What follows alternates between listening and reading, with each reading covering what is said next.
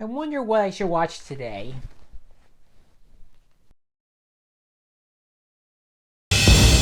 Ah!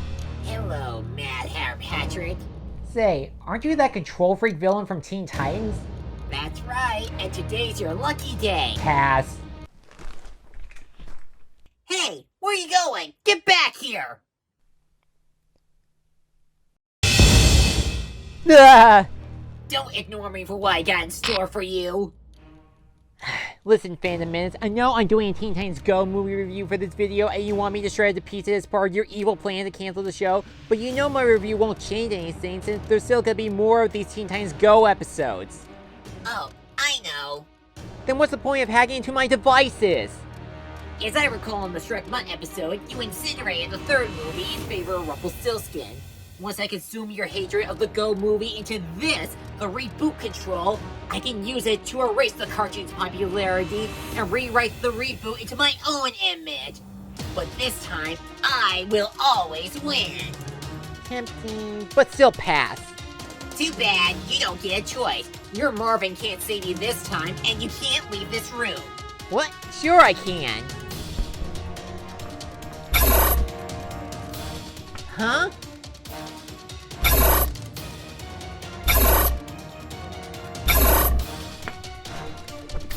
How are you doing this? You're in my control now, little white rabbit. Now, do it. Freak out!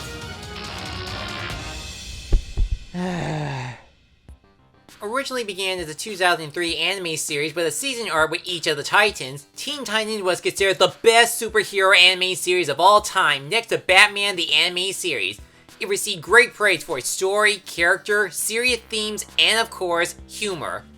Now wipe all those things except the humor and you instantly get Teen Titans Go. Out of all the anime reboots, Teen Titans Go is the most despised shows in recent years. For where I stand with Teen Titans Go, I really don't like this reboot and consider it one of the worst projects from DC and Cartoon Network. And this is coming from a guy in a silly hat who didn't watch that much of the original Teen Titans. Granted, the show is still going strong with 7 seasons up to 350 episodes, and it does have its own positive fanbase with kids and other people who have a soft side to it.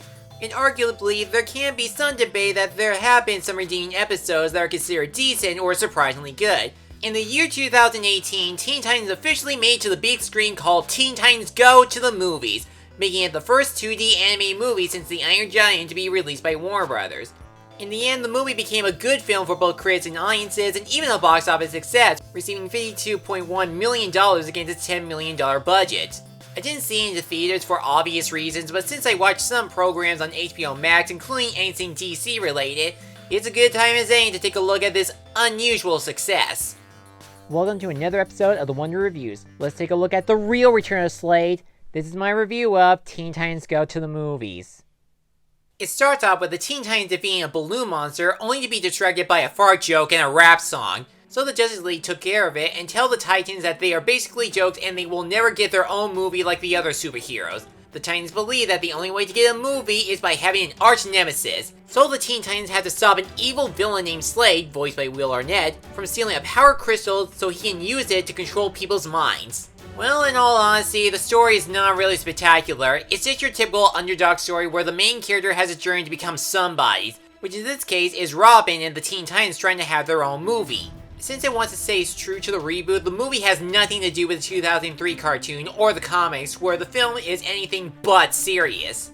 All the things that the Titans do are these over-the-top ridiculous moments, whether it be doing a dance and musical number, flash big words on screen, or glue their faces and butts in front of the screen.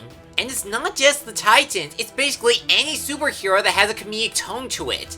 Even though the goal is about the Titans trying to get a movie, it feels like an episode of the TV series just stretched into a 90-minute movie or one of their marathons.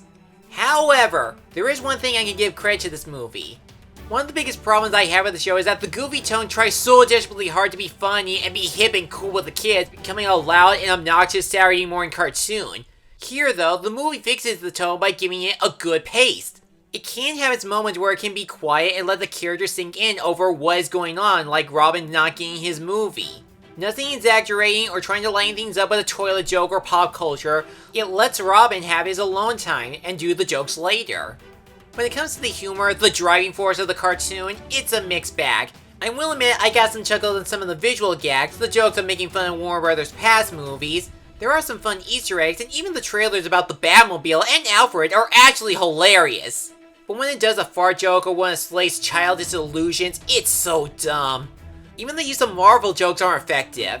It is a clever idea to satirize since they are like rivals in the entertainment industry, and it is fun to compare and contrast the two. Yet the comparisons and similarities don't feel legit. Like how the Titans compare Slade to Deadpool. Yes, they're both mercenaries and they almost share the same name, but no one's going to confuse him for Deadpool because he's not wearing red, Deadpool is an anti-hero, not a good guy, and Slade doesn't express his love for chimichangas. There's another unfunny joke where the Titans go back in time to prevent superhero origins, and it's entirely pointless. It has a cringy rave musical bit with a couple of deaths in it, and the time travel bit never comes into play later to defeat the villain. It's ironic for a self-aware movie about the Teen Titans not being serious. I can't take anyone or anything else serious here. I know the LEGO Batman movie did something like this, but will work with that movie that it felt contained in the LEGO movie universe and fully embraced the legacy of Batman in general and the imagination of LEGOs.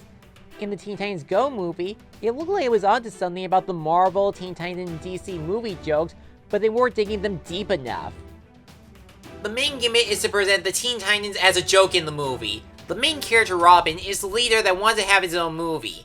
In the 2013 cartoon, his character is that he's the demanding, whiny leader that wants superpowers, go out with Starfire, and get his team to follow his orders whether they like it or not. In the movie, he's not as annoying as he was in the show and actually has a development. Since everyone views him and his friends as goofballs, he feels insecure about it, and if he does get his own movie like the other heroes, he can prove to everyone that he is a superhero, not a sidekick. As for his team, they don't really have their own arc other than to do some mischief, present their one funny trait, and help Robin fulfill his dreams, cheer him up, and appreciate him for being their leader, and keeping the team together. Starfire is the princess from another planet that uses the a lot, Cyborg is the robotized humanoid equipped with gadgets and weapons, Beast Boy is Cyborg's best friend that can turn into animals, and Raven is the gloomy sorceress with dark magic. And then there's the villain of the film, Slade. Now, in the original, he is considered the most sinister, masterminded, and dangerous villain the Titans has ever faced. He always had an intimidation and manipulated nature. In this version, I know they're trying to make him fit into the Teen Titans Go universe by giving him some comedy, but he acts more like a goofball than anything. There is also Jade Wilson, the movie director responsible for giving every superhero a movie. There is a bit more to her, but that would be major spoilers, though I knew exactly who she is and wasn't shocked by it. As for the rest of the characters, they really don't matter. Every DC superhero is just a background character only there to make references to the comics and movies, contributing little to nothing to the plot and give them a convenient moment. Halt! For the mighty... I was going to say they're acting like a Freakazoid character, but they had a Freakazoid episode. If I can give the Teen Titans Go cartoon some credit on TV, is that at least the animation is decent. It's not groundbreaking, but it is a nice simplistic style. In both the show and the movie, the character design do stay true to the original with a cheaply look to them, and the cartoony animation is good. It's not as hyperactive as some of their other episodes or Hotel Transylvania, but there is a good balance of the character animation in the movie with a few exceptions. However, I do have one issue with the animation in the movie. Since it wants to stay true to the cartoon, the movements still have that TV quality where it feels limited. Not even the backgrounds are cinematic worthy. Despite going to some places like Jump City and Warner Brothers Studios, the setting do feel like watching a Teen Titans Go episode instead of a movie. What worked with the past cartoon movies like SpongeBob or The Simpsons movie, you can clearly tell they update their animation to make it feel cinematic worthy, doing something beyond their limits or visit other places you never thought you ever seen based on these cartoons. Here though, we're already used to these places, there's nothing really brand new that's happening. But on the plus side, I will admit some of the action scenes are fun to watch. And whenever they go into a musical number, they present multiple unique 2D animation and they somehow fit well into this movie. As well as some other art styles like on the Titans stop motion Robin movie or Slade's Plan. And if you're wondering why I didn't talk about the songs that much in this movie, it's because there's like only 3, but they're not legit musical numbers. They're basically short and they're pretty much cheesy. So that was dumb, like a really dumb movie, like one of the dumbest DC movies I've seen since Batman and Robin and Batman v Superman. But if I had to be 100% honest with you all, I didn't dislike it as much as the cartoon. Teen Titans Go to the movie may try to show itself it's a cinematic film, but it felt like I was watching one of their dumb, goofy episodes. Is it hailable as Let's Get Serious, Waffles, or Staring at the Future? Not really. The animation is decent, a few of the jokes are funny, the pacing is good, and there are some great action scenes, but the goofy tone, the plot, and characters are only there for jokes and only jokes. Like I said before, this movie is only catered to kids and other people who enjoy the show. Major fans of the 2003 version, even non-fans of both cartoons, aren't missing anything special.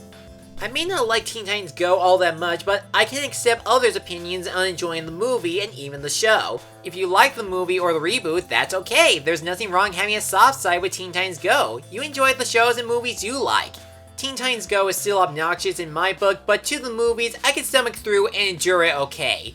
So in the end, I am not punishing this film into the flames of failure. Instead, I'm giving the Teen Titans Go movie a C.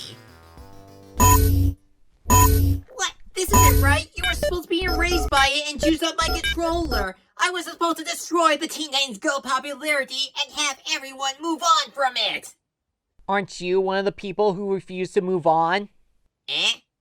You think your opinion matters on a franchise are 100% fact and matters to the rest of the world, when really they're just opinions that may contain big or small holes in your argument, of which you refuse to believe or accept.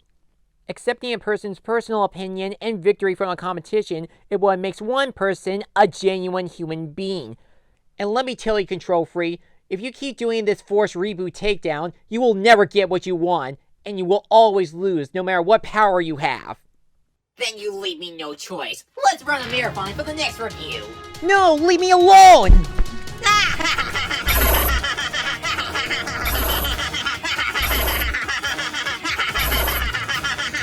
You run like a Flintstone character.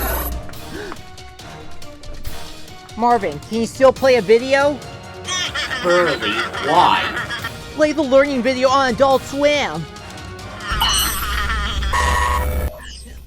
What are you doing? Where am I?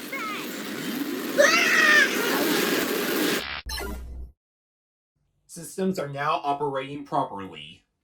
And that's what happens when you don't learn about opinions. I'm Matt Patrick. Now if you'll excuse me, I need to go someplace else.